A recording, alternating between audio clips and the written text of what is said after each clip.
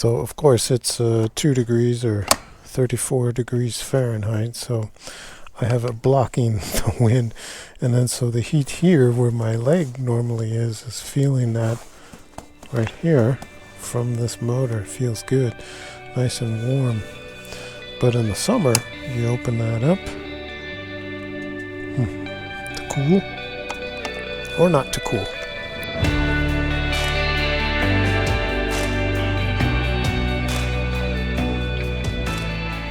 Hi guys, yeah, I'm back. It's cold, blustery 2 degrees or 34 degrees Fahrenheit out today, so I'm bundled up, but I'm rip-roaring and ready to go, ready for spring to hit. You can see water's looking pretty high down there. So yeah, the winter thaw is happening. It's the second day of February right now. So I'm waiting, I'm excited I could get my hands on this. Thank you, Becker, Tiemann, and Laga. Evo, you're great. Thank you for letting me have this for quite a few days so I can take it out when the sun is out. Couldn't have asked that for better timing. Now, this is the GT. What is the difference between the V4S and the GT? Well, there's a few main things, and then the minor things I'll list over here. But you see cases, center stand, front and rear radar, adaptive cruise control and blind spot. Now the gas cap is keyless and all the other things. I spec'd out an S with all these options, and you're going to come out to a little more than just buying the GT. So if you like heated seats and grips and luggage and the adaptive radar, start leaning towards the GT. Now, I also spec'd out a 1300 GS with bags and all the things that this has. The GS is more. Just 800 euros more here in Germany. It depends on what you want and what you're playing around with, but I was trying to get them as close to options as possible. And the BMW 1300 GS spec'd out with the same specs as this is 800 cheaper. So I was a little surprised. Yes, so was I. Okay, now competition. Let's take a look. How is Ducati compared to the competition? I have these arranged by weight, of course. Looking on power, pretty good. Torque, again, pretty good, but a couple of machines beat it. And of course, weight, again, that weight is without the center stand and without bags, but all the OEMs do that same bloody thing, you know, so it's an option. So they do the base. Even the BMW 1300 GS, that weight now this year is without the center stand. Was it that way last year? I don't know, with the 1250, some of you post, but anyway. Price, as discussed, you're right there. With the BMW. Triumph 1200, you're going to be a little less. The KTM, appropriately spec'd, you're getting right in this ballpark too. Then you have your Japanese bikes. Yeah, they're going to be a lot less, a good 5-6 grand less than this. So yeah, that's what you get, of course. But looking over at the fuel economy of this bad boy, yeah, not so good. And emissions, almost as bad as my vehicle. But it has take a look at the theoretical range of empty. Yeah, but you don't buy a Ducati for range and fuel economy, right? And you're not a tree hugger if you buy a Ducati. We already know that, so that's no surprise to any of us. Now, how does this powertrain feel on the street? This motor is nice on this bike. Very happy with it. As you guys can tell, I'm enjoying this motor. I'm loving the sounds, the gurgles, the sportiness, the peppiness, and that sound. Oh, it doesn't get any better than that, guys. Of all the heavyweight adventure bikes, this is the best sounding.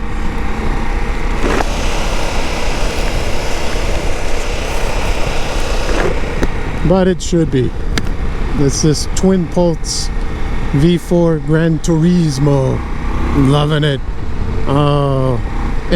But right when you here, let's bring it into 6. There, look at this. Look at how that shakes. I hope the GoPro picks that up. How the TFT shakes. You get it below 3 grand, this thing does not want it. When does the shaking stop? 4, 3.5, 4.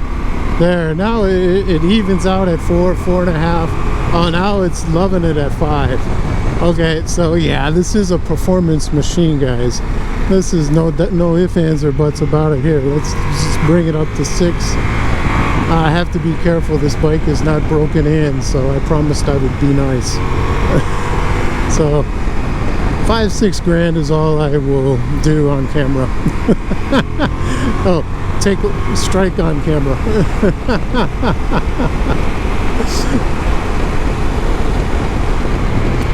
Overall, this powertrain, yeah, loving it. With this quick shifter and transmission, I cannot complain, except when you start getting below 3,500 RPM. See, now watch, as I'm dipping down here, see it start to, the display, which is, you can rotate, is starting to, you can see it there now, especially at 3. There. And I can really feel the shake in the handlebar. Now, you know, just drop 2 gears and go. The foot peg vibration is totally acceptable. It's on par. I think the Tiger 1200 vibrated a little more. This is consistent with that. There's very little vibration in the left foot peg, but more in the right foot peg.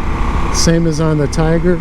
I'm not, don't recall the GS doing that or not, but yeah, especially when I shift into 6 and I'm below 100. Yeah. Now, if you drop down to 70 kilometers per hour, no, you can't do this. You got to be in 5th.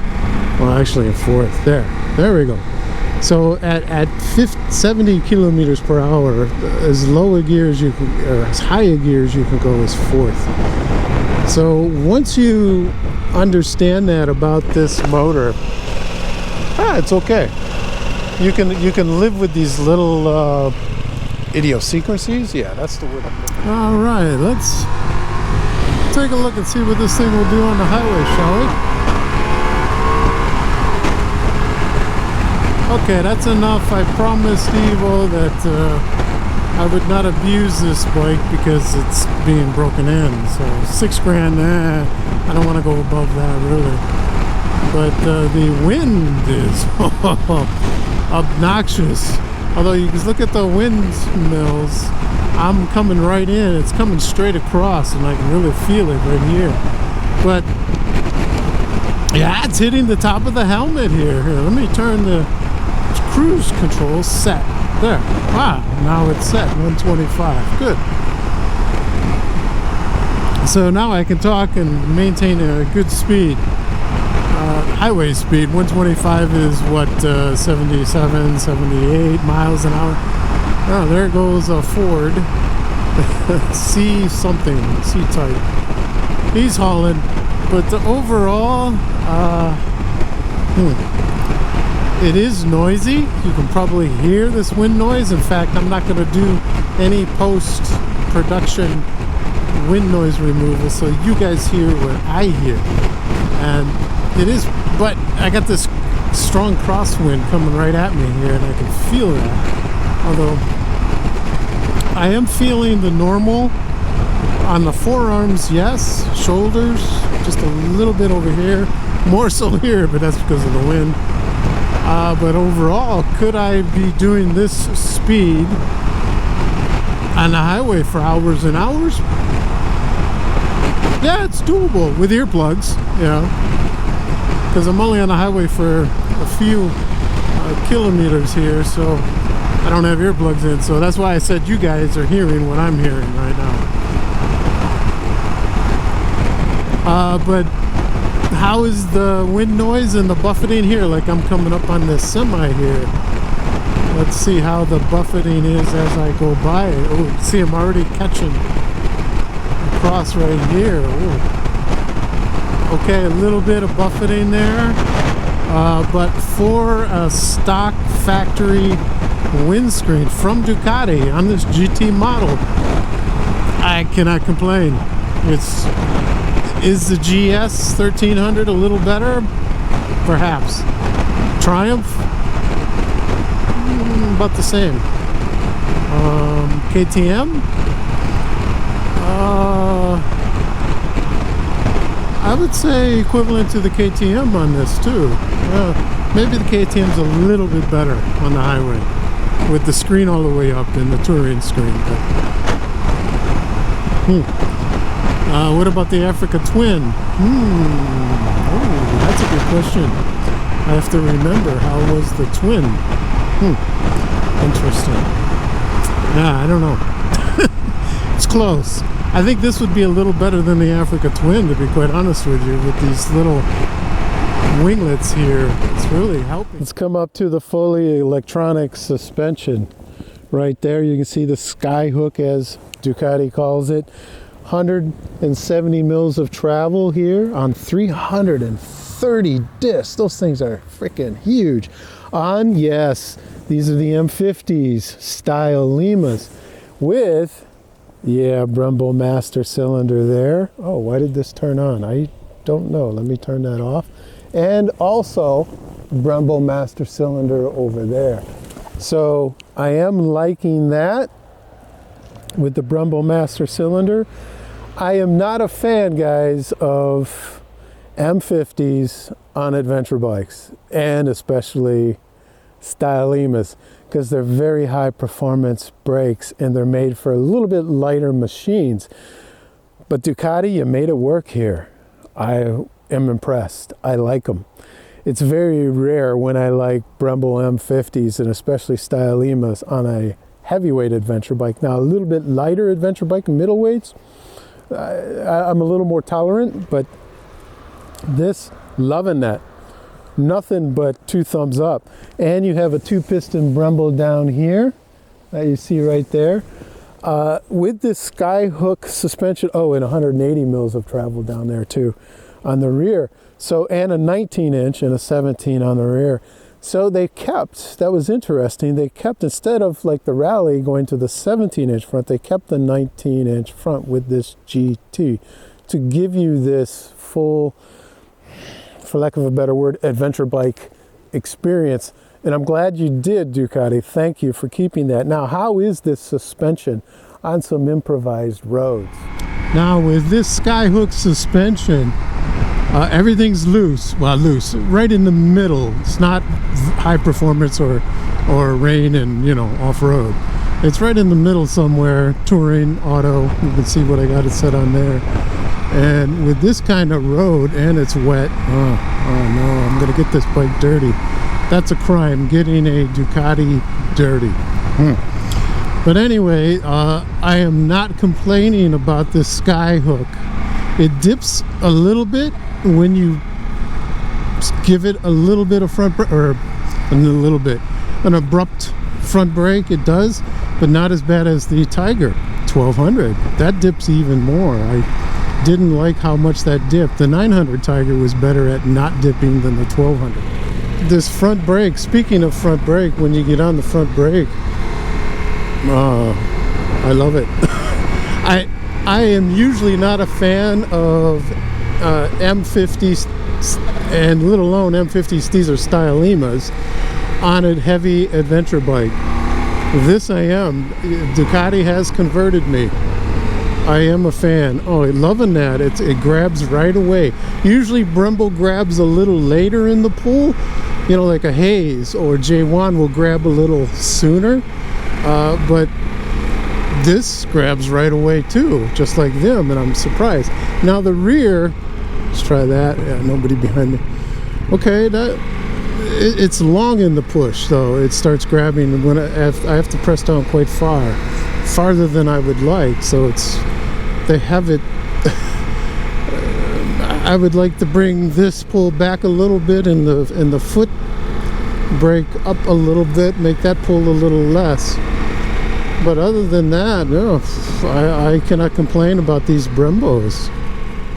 Coming back here, I am liking how the frame is reflecting there in the sun. Looks nice. 60 liters for both, but look at this, where it carves out a lot there. Can you get a helmet on this side? No. This side, yes, you can. No problem. I was surprised and liking that.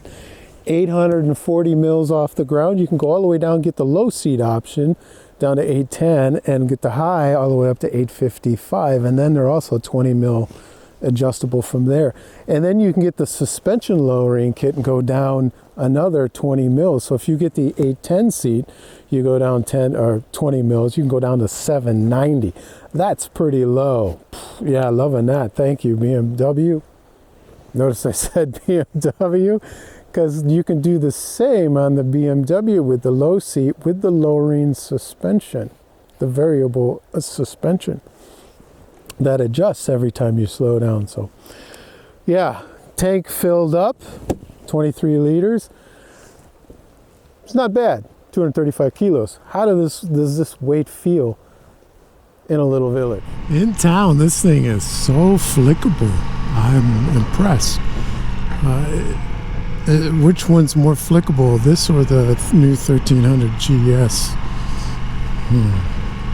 This is. What about the Tiger 1200? This is.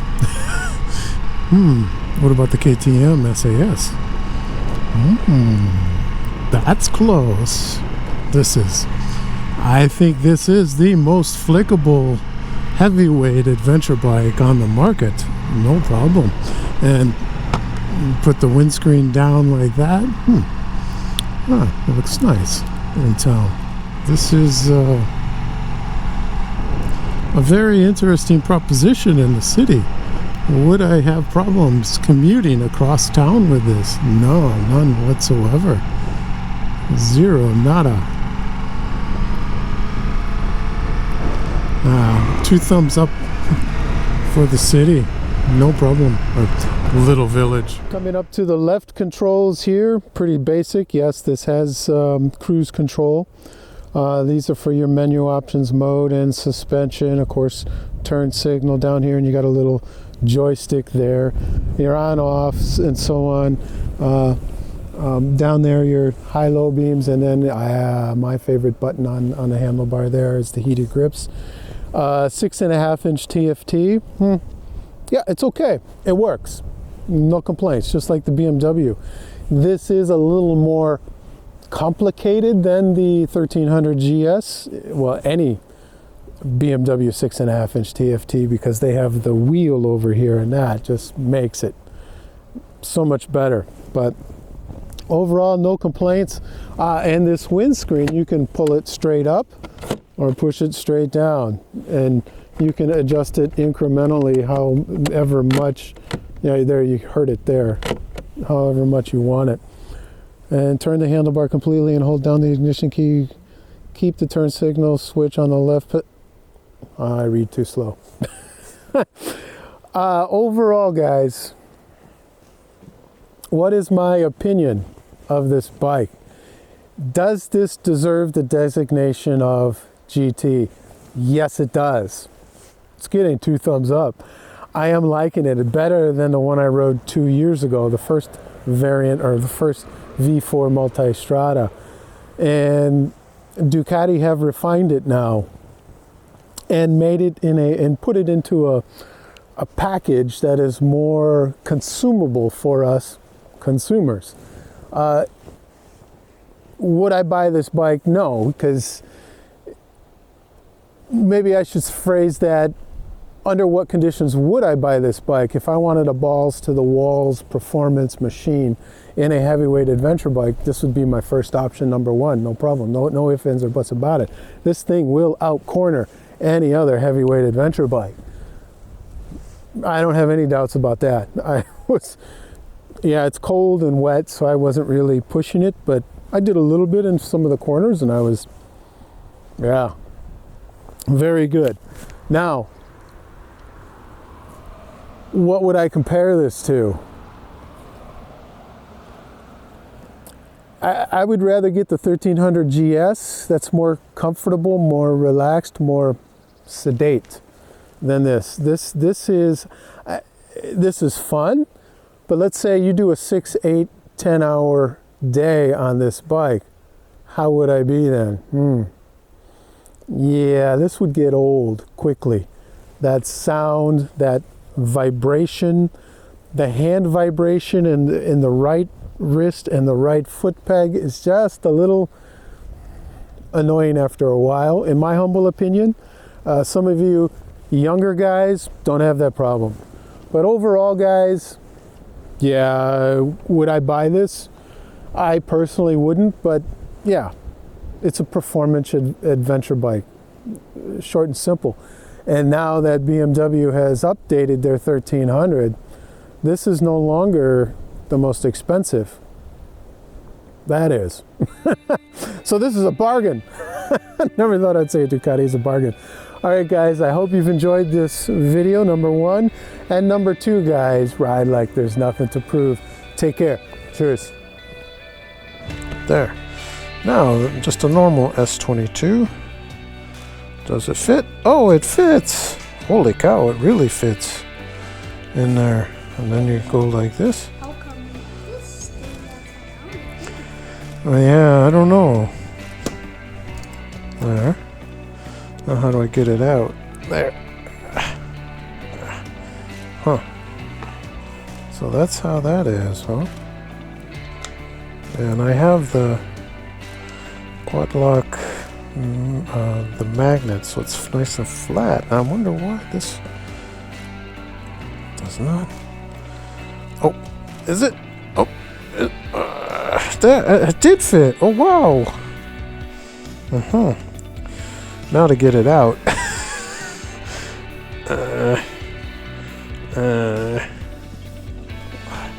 Come on. Yeah, okay. Okay, so an S22 does fit in there, but as long as you don't have a case on it, and if you do have a case on it, yeah, good luck getting it in and out. It's kind of difficult. Hi. Cold.